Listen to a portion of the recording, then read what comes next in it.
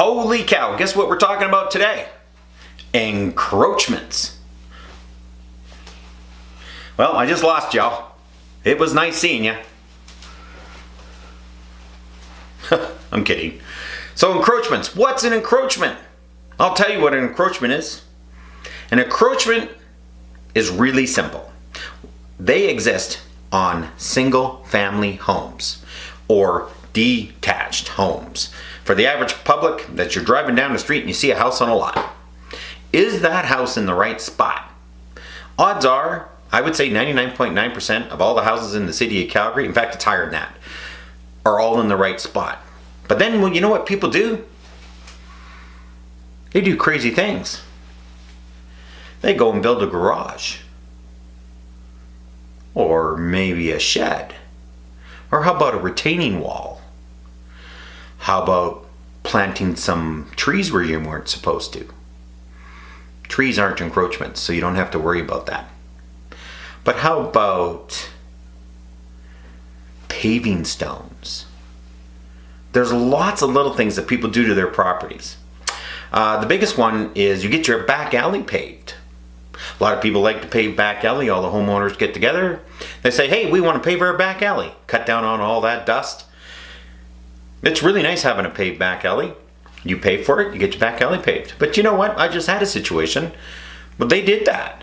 But guess what? When they paved the back alley, they paved it right up to this guy's garage. The garage was in the perfect spot. He had his RPR, Real Property Report. That is a survey of the lands that show where everything is. Garage was in the perfect spot. House was in the perfect spot.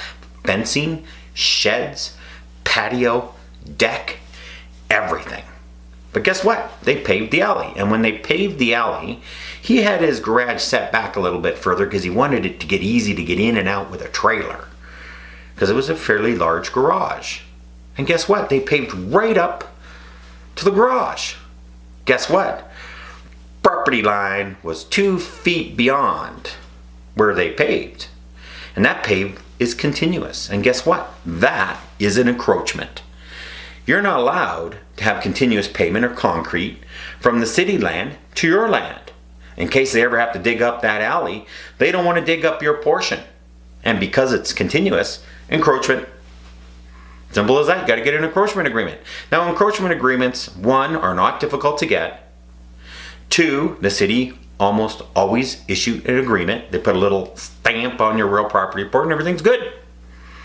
The other kind of encroachment that's really common is what I call, those brick walls. Go down to Home Depot and you pick yourself up some bricks and you build yourself a nice little wall. And this is very common on where it slopes down at the front of a property or slopes down at the back of a property. Most people don't even think about it. Most of these aren't over 2 feet tall. And if they're not over 2 feet tall, you don't need a permit or anything. You put them too close to the sidewalk, you're encroaching. The property line, everybody thinks their property line goes right up to the sidewalk, but in most cases it doesn't. In the house that I live in, there's a utility right-of-way that runs down the long part of my lot. And there's another utility right-of-way that runs along the short part of my lot because I'm on a corner. Now, if you just measure out my lot, it's 18 meters by 40 meters. But that's not what my lot is. My lot actually is 15.2 meters by 37 meters. So if I put anything out there, a fence, a shed, a retaining wall, because there's a little bit of a slope, I will encroach onto city land. Now, I haven't done that. But people do this all the time. They do some landscaping. They put in a nice little flower bed in and they put up the bricks and the toppers and all that kind of stuff. And it looks great. You come and take a look at that house, you're like, well, that's really nice. I like that. I like that house over the other one that didn't do it. But guess what?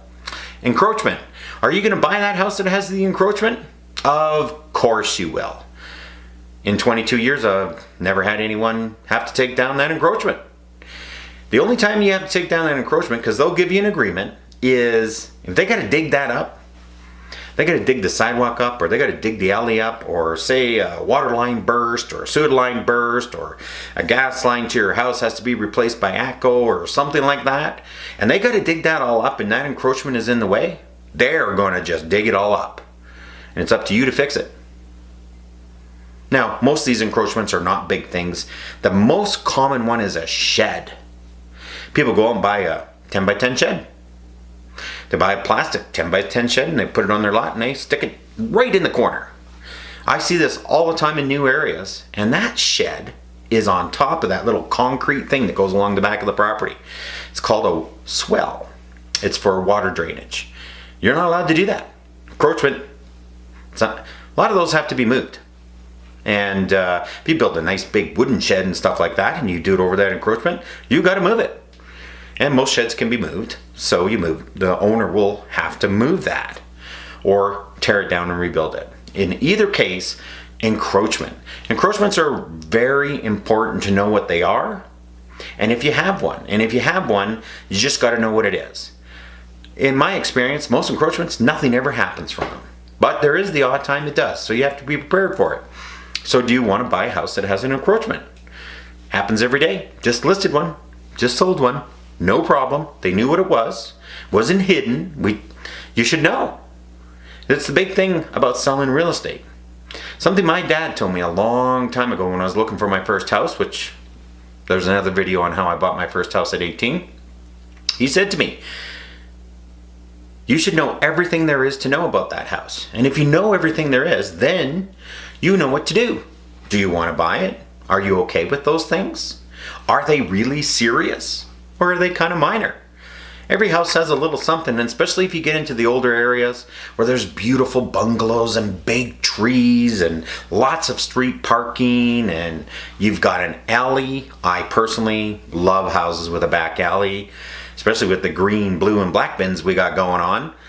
And so I want that house, and I'm not going to not buy it because there's a little bit of an encroachment agreement going on. As long as the city says they're okay with it, I'm okay with it. But you have to make that decision. You're buying that house. And just remember, when possession day comes, tick, tick, tick, tick. Let me look at my watch here. Let me see here. It is not noon. It's almost noon. You take possession of that house, you pay for it, it's yours. That's just all there is to it. So know your encroachment agreements. They're registered. Sometimes they are, sometimes they're not. But you got to know what they are and make an informed decision. And that's all I got for encroachment agreements. If you got a question, just let me know. I'll be more than happy to answer it. And also, don't forget to enter the contest. I'm giving away $5,000 at the end of the year. And I think you just might be the winner. So don't forget to enter. And hit that subscribe button.